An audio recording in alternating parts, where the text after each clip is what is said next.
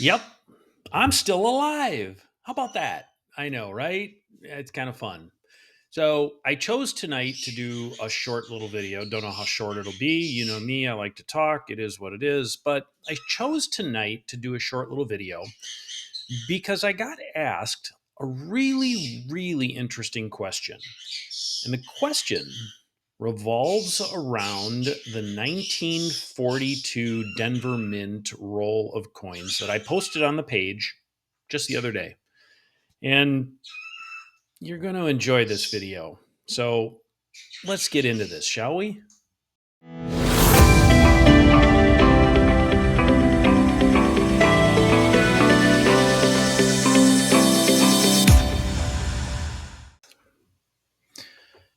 Before we go too far, I need to show you the one and only kiwi here.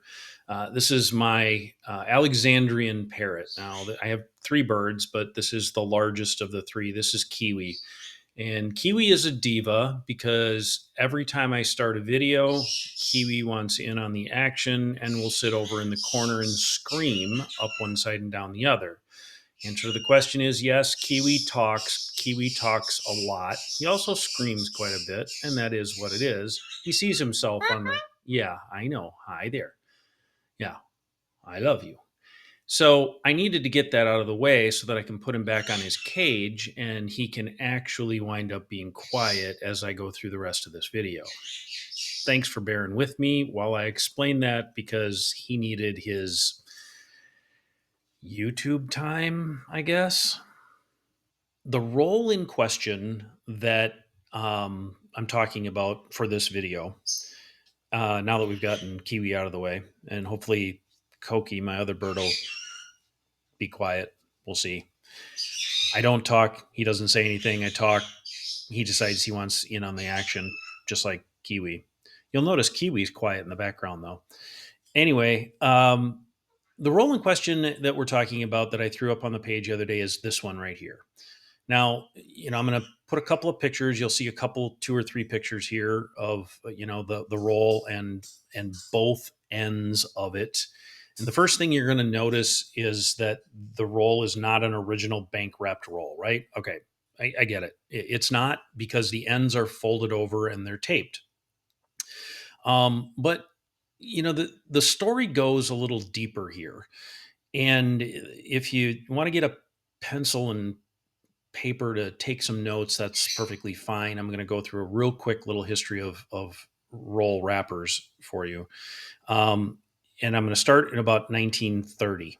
All right. So the reason why I'm starting there is because I have history with a wrapper similar to this from 1930. And the roll in question that I have is a 1930 Philadelphia Mint Lincoln Cent roll that was wrapped in a red uh, paper wrapper, folded on the ends, and it looked very similar to what it is you see. Now, the difference was the 1931 didn't have tape on it, but it did indeed have a folded over end. Now, what is so interesting is if you look real close at this picture here, you're going to notice that inside this wrapper, that it's got tissue paper around the coins. And what is so interesting about that is that the roll that I have in from 1930 that is no longer in the wrapper or the tissue paper is a roll that came from the US Mint in Philadelphia. And here's what's so intriguing about that. So, when here's a story about back then when you went to the mint, you could walk into the mint, you could tour the mint, and then you could purchase a roll of coins from the mint if you wanted to. And when they brought you that roll of coins, they would wrap them in tissue paper, fold it over, and then they would insert it into a pretty nondescript wrapper and fold over the ends for you so that it was protected. Okay, light bulbs just went off over everybody's head because of, this particular picture right here of this 1942 roll. And yeah, that's what intrigued me about this roll. Now, there's more to it than that, and the reason why is if you look back at this wrapper again, take a look at the outside of it, you're going to notice that the printing on it is in blue. It is not in the color of ink that it should be. The ink that it should be is black. So, through the 1930s, most of the wrappers that were put around Lincoln cent coins were red. Not all, but most. And by that, I probably am going to say 85 to 90%, whether it be from a bank or an institution or something else, the wrappers were red. And the reason for that was because red was the color chosen as the color to distinguish a coin roll of pennies from a coin roll of nickels. All right. Because nickels are supposed to be in blue, right? Okay. So, no, I'm not saying that the wrapper is supposed to have nickels in it. What I'm saying is that there's something odd about this. So here's what else I know about coin wrappers through the ages. The craft paper wrapper, the brown wrappers, started to become more popular in the late 1930s, early 1940s. And the United States government in 1942 was going through a bunch of chaos because what happened in 1941, in December of 1941, obviously, yeah, Pearl Harbor got bombed. So they were using whatever they could, and their resources and budgets were stretched thin. So my guess is that this particular wrapper, and again, I'm not saying that this roll is from the mint, but what I'm saying is it sure looks like it. It has all of the signs of a roll that I have seen several times before, not just this one, but at least a dozen or so times in the past. And inside those uh, wrappers were paper wrapped rolls. Now, do not mistake what I am saying as all paper wrapped rolls of coins are from the mint. Don't think that. Don't even go there.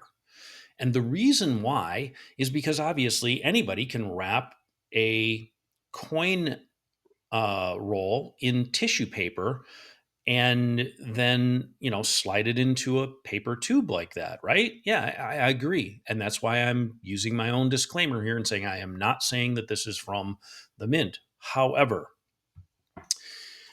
this is that wrapper. I have it saved.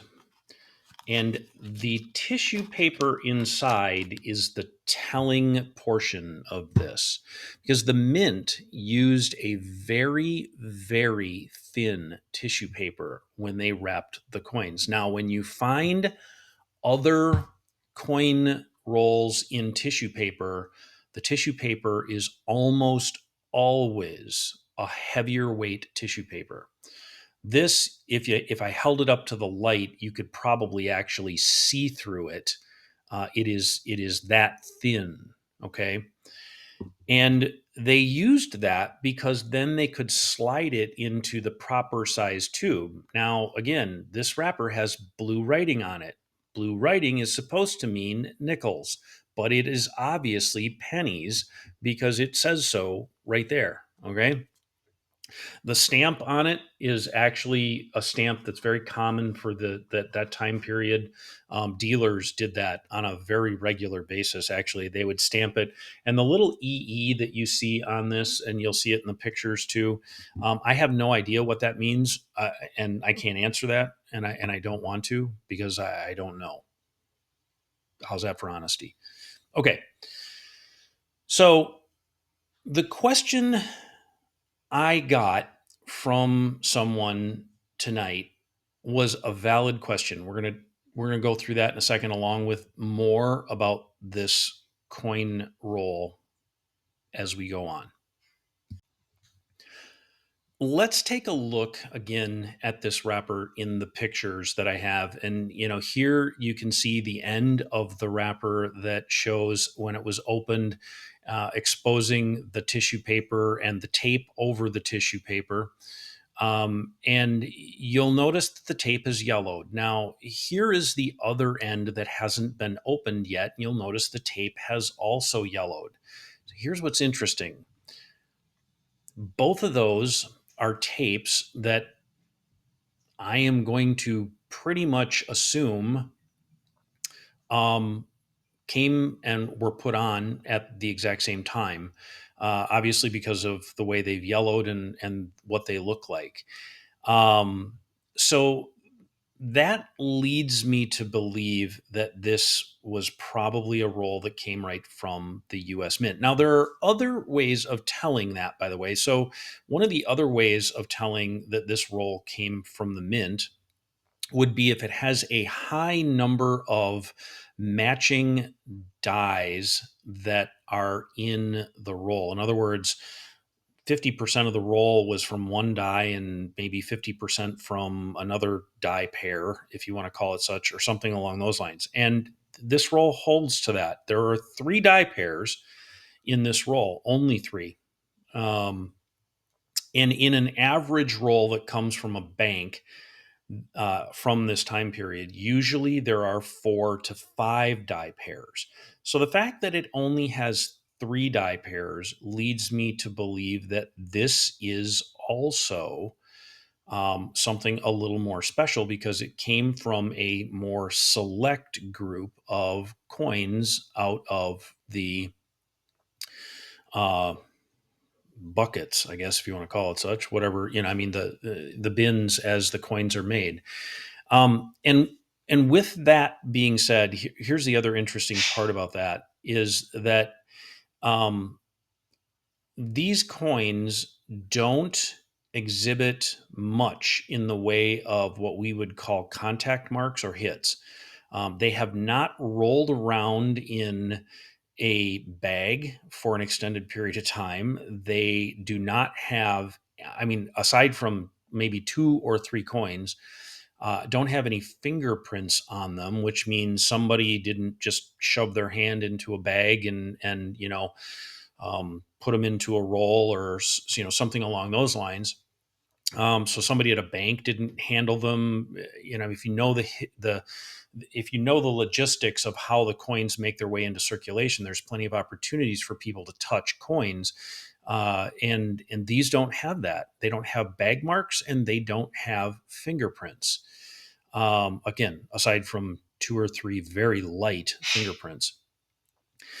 The other reason that these coins lead me to believe that they are from the United States Mint is what they look like.